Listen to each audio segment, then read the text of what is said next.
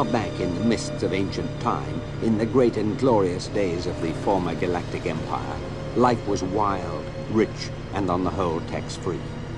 Mighty starships plied their way between exotic suns, seeking adventure and reward amongst the furthest reaches of galactic space. In those days, men were real men, women were real women, and small, furry creatures from Alpha Centauri were real small, furry creatures from Alpha Centauri. And all dared to brave unknown terrors, to do mighty deeds, to boldly split infinitives that no man had split before. And thus was the Empire forged. Many men, of course, became extremely rich. But this was perfectly natural and nothing to be ashamed of, because no one was really poor, at least no one worth speaking of. And for these extremely rich merchants, life eventually became rather dull, and it seemed that none of the worlds they settled on was entirely satisfactory. Either the climate wasn't quite right in the later part of the afternoon, or the day was half an hour too long, or the sea was just the wrong shade of pink. And thus were created the conditions for a staggering new form of industry: custom-made luxury planet building.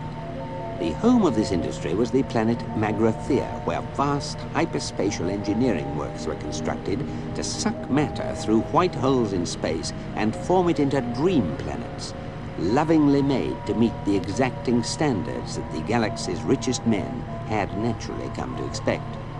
And so successful was this venture that very soon Magrathea itself soon became the richest planet of all time, and the rest of the galaxy was reduced to abject poverty. And so the system broke down. The Empire collapsed, and a long, sullen silence settled over the galaxy, disturbed only by the pen scratchings of scholars as they labored into the night over smug little treatises on the value of a planned political economy. Magrathea itself disappeared, and its memory soon passed into the obscurity of legend. In these enlightened days, of course, no one believed a word of it. I'm sorry, Zayford. I just don't believe a word of it. Listen to me, Ford. I found it. I swear I found it. Look, Magrathea is a myth, a fairy story. It's what parents tell their kids about at night if they want them to grow up to become economists, And we are currently in orbit around it. Zayford, I can't help it. You may personally be in orbit around, but this Computer... Oh, no. Hi there, this is Eddie, your shipboard computer, and I'm feeling just great, guys. And I know I'm just going to get a bundle of kicks out of any program you care to run through me. Is this necessary? Computer, tell us again what our current trajectory is. A real pleasure, fella. We are currently in orbit at an altitude of 300 miles around the legendary planet of Magrathea. Golly. Proving nothing. I wouldn't trust that computer to speak my weight. I can do that for you, sure. No, thank you. I can even work out your personality problems to 10 decimal places if it'll help. Zayford, we should have dawn coming up at any minute now on the planet, whatever it turns out to be. Okay. Let's just take a look at it. Computer? Hi there, what can I do Just for you? shut up and give us external vision on the monitors. Yes, I feel like we're missing the point or something. Well, it's just that Magrathea is supposed to be this legendary planet from way back, which no one seriously believes in. A bit like Atlantis, really. Except that the legends say the Magratheans used to manufacture planets. No, I'm sorry, Zayford. It looks very pretty on the screen, but I refuse to believe it's Magrathea. This is killing me. Is there any tea in this space? Stress and nervous tension are now serious social problems in all parts of the galaxy.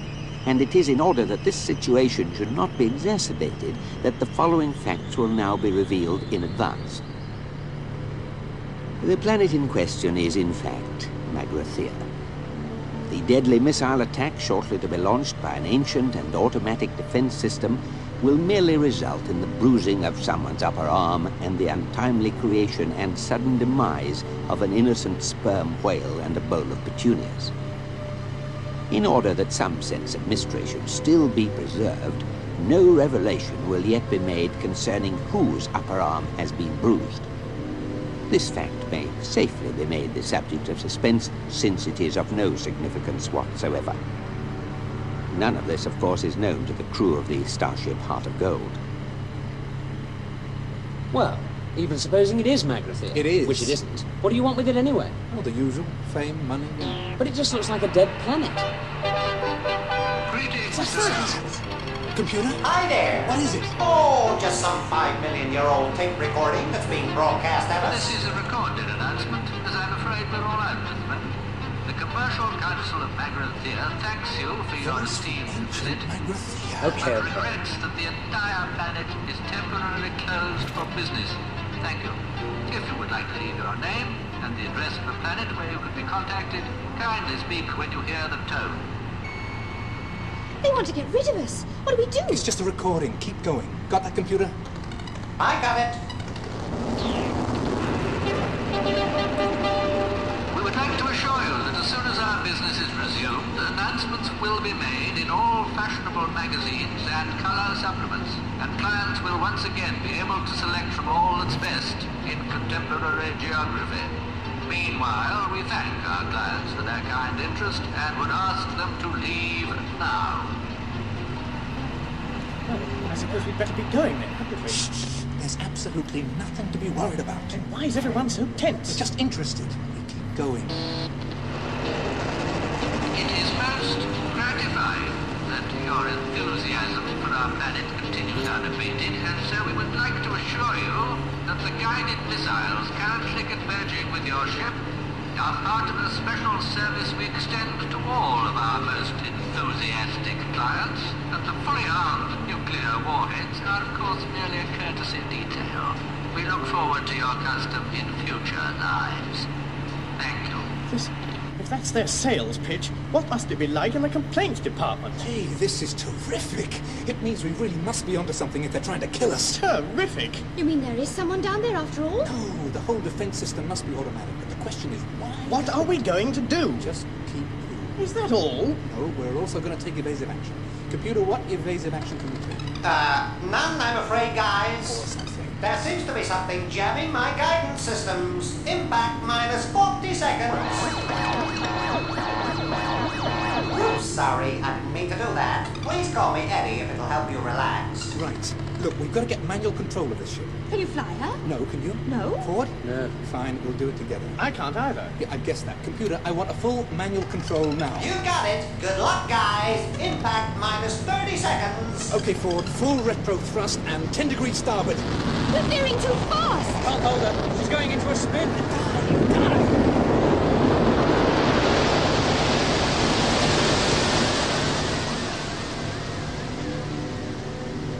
It is, of course, more or less at this point that one of our heroes sustains a slight bruise to the upper arm. This should be emphasized because, as has already been revealed, they escape otherwise completely unharmed, and the deadly nuclear missiles do not eventually hit the ship. Our hero's safety is absolutely assured. Impact minus 25 seconds, guys. The rockets are still homing in. You can't shake them. We're going to die. When you walk through Shut that a bloody storm, computer up. hold your impact minus 15 seconds. Why doesn't anyone turn on those improbability drive thing? Don't be silly, you can't do that. Why not? There's nothing to lose at this stage. Does anyone know why Arthur can't turn on the improbability drive? Minus 5 seconds has been ignoring you guys. God bless you. Brother. I said, does anyone...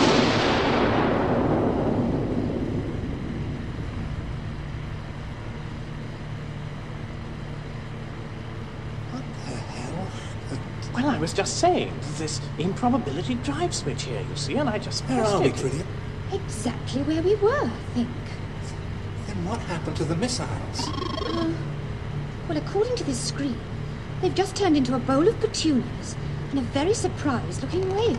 At an improbability factor of 8,767,128 to 1 against. Did you think of that, Earthman? Well, all I did was... That's very good thinking, you know. That you just saved our lives. It was nothing, really. Oh, was it? Oh, well, forget it then. Okay, computer, take us into land. Well, I say it was nothing. I mean, obviously it was something. I was just trying to say it's not worth making too much of a fuss about. I mean, just saving everybody's life.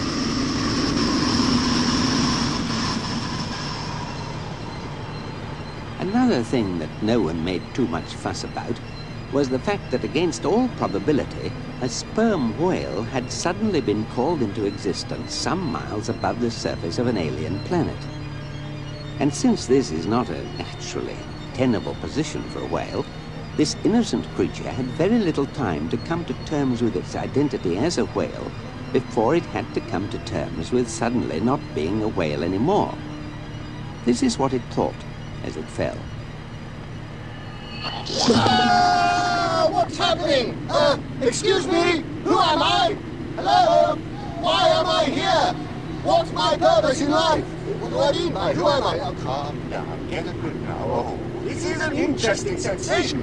What is it? It's a sort of yawning, tingling sensation in my...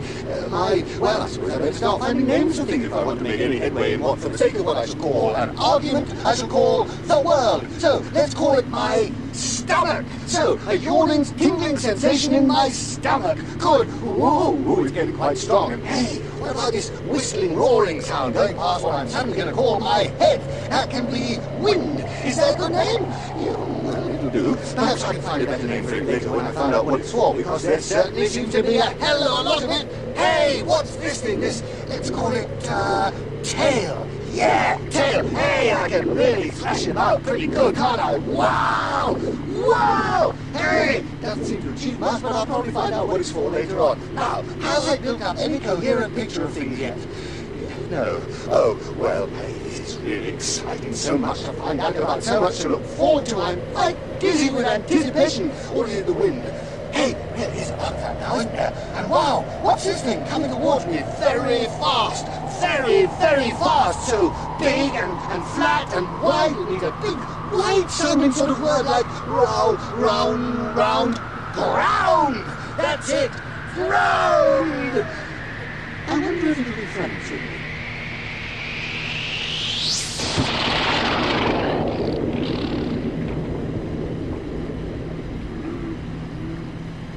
Curiously enough, the only thing that went through the mind of the bowl of petunias as it fell was, oh no, not again.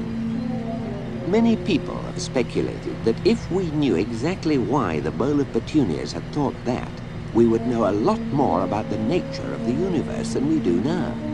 Similarly, a lot of people might have found life a great deal less puzzling if it had been generally realized that human beings were only the third most intelligent life forms on the planet Earth, instead of, as was generally thought by most independent observers, the second. The significance of this fact will become clear to Arthur Dent some 4 hours and 37 minutes after the starship has landed on the planet Magrathea, or 4 hours and 32 minutes after Trillian says, "Are we taking this robot?" Are we taking this robot? Don't feel you have to take any notice of me, please. Oh, Marvin, the paranoid android. Yeah, we'll take him. How you doing, Metal Man? Oh, fine. If you happen to like being me, which personally I don't. Terrific. Okay, everybody, let's go. Good afternoon, boys. What's that? Oh, that's just the computer. I discovered it had an emergency backup personality, so I plugged it in. Can't be worse, can it? Now, this is going to be your first day on a strange planet, so I want you all wrapped up snug and warm, and no playing with any naughty bug-eyed monsters. Can't be I worse. think we'd be better off with a slide rule. Right, who said that? Will you open up this exit hatch, please, computer? Not until whoever said that owns up. Oh. Come on! Computer! I'm waiting. I can wait all day if necessary. Hey, computer. If you don't open that exit hatch pretty damn pronto, I might find a very large axe to reprogram you with, okay? I can see this relationship as something we're all going to have to work at. Thank you. Let's go. It'll all end in tears, I know it.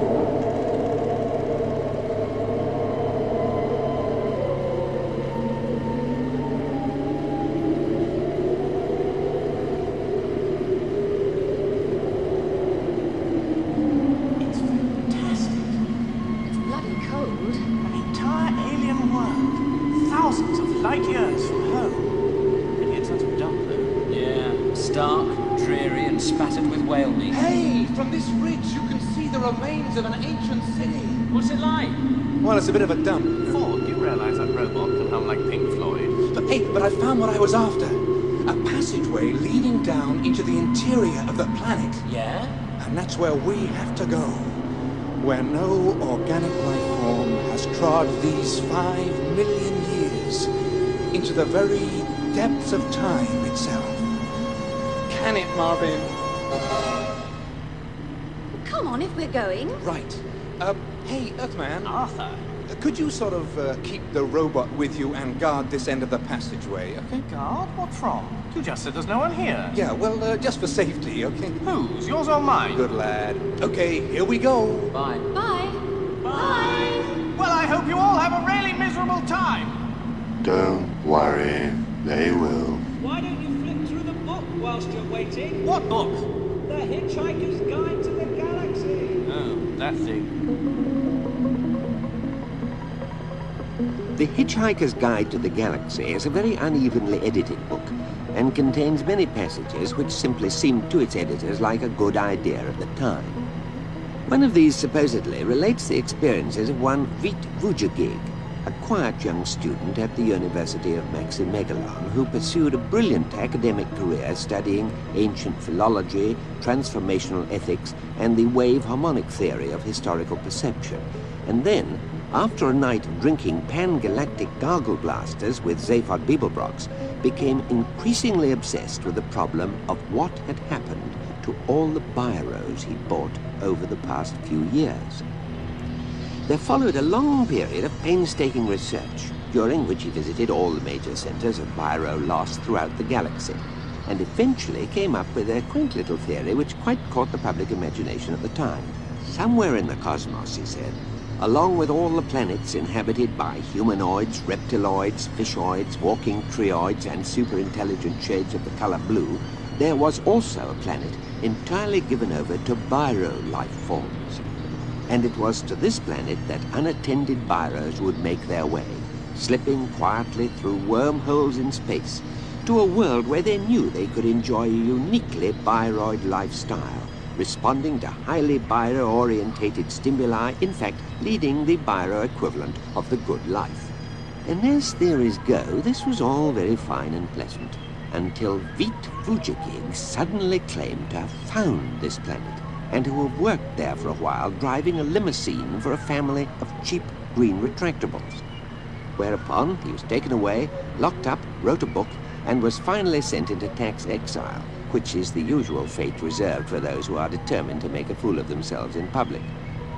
When one day an expedition was sent to the spatial coordinates that Vujagig had claimed for this planet, they discovered only a small asteroid inhabited by a solitary old man who claimed repeatedly that nothing was true, though he was later discovered to be lying. There did, however, remain the question both of the mysterious 60,000 Altarian dollars paid yearly into his bank account, and, of course, of Zaphod Beeblebrox's highly profitable second-hand biro business. Meanwhile, on the surface of Magrathea,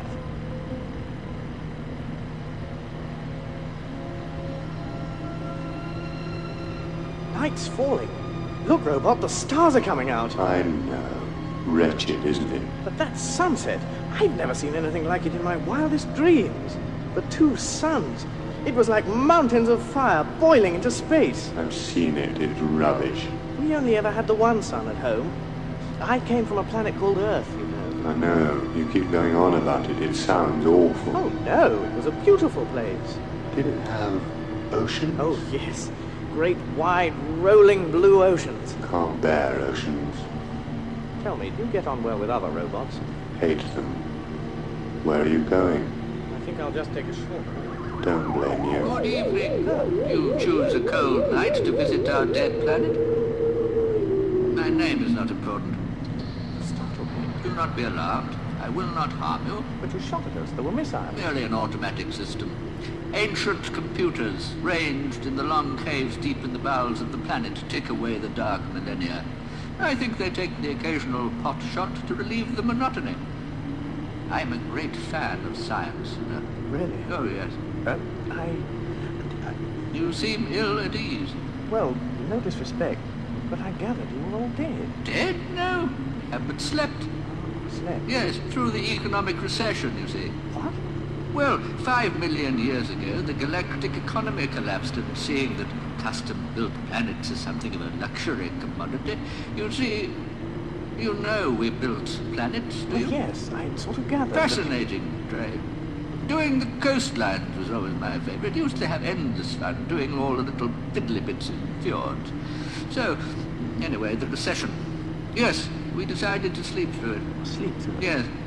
Our computers were index linked to the galactic stock market prices, you see, and they were programmed to revive us when everyone had rebuilt the economy enough to afford our rather expensive services again. Good God, that's a pretty unethical way to behave, isn't it? Is it? I'm sorry, I'm a bit out of touch. Now, you must come with me. Great things are afoot. You must come now, or you will be late. Late? What for? What is your name, human? Dent. Arthur Dent. Late, as in the late Dent, Arthur Dent. It's a sort of threat, you see. Never been terribly good at them myself, but I'm told they can be terribly effective. Come, we must go. Even now, our race is being revived from its 5-million-year-old slumber. Excuse me, what is your name, by the way? My name? My name is Slarty Bartfast. I beg your pardon. Slarty Bartfast. Slarty Bartfast. I said it wasn't important. Come. It is an important and popular fact that things are not always what they seem. For instance, on the planet Earth, man had always assumed that he was more intelligent than dolphins because he had achieved so much. The wheel, New York, wars, and so on. But conversely, the dolphins believed themselves to be more intelligent than man for precisely the same reasons. Curiously enough, the dolphins had long known of the impending demolition of the Earth and had made many attempts to alert mankind to the danger. But most of their communications were interpreted as amusing attempts to punch footballs or whistle for titbits. So they eventually gave up and left the Earth by their own means shortly before the Vogons arrived. The last ever dolphin message was misinterpreted as a surprisingly sophisticated attempt to do a double backward somersault through a hoop whilst whistling the Star-Spangled Banner. In fact, the message was this: "So long and thanks for all the fish." In fact, there was only one species on the planet more intelligent than dolphins, and they spent a lot of their time in behavioral research laboratories, running round inside wheels and mazes, conducting frighteningly elegant and subtle experiments on man. Earthman, we are now deep in the heart of Magnesia. I should warn you that the chamber we are about to be projected into does not literally exist within our planet. It is simply the gateway into a vast tract of hyperspace. It may disturb you. Oh. It scares the willies out of me. Here we go. Welcome to our factory floor. This is where we make most of our planets, you see. The planet forges of Magrathea. We have been awakened to perform just one extraordinary commission. There, in the distance before us. My God, the Earth!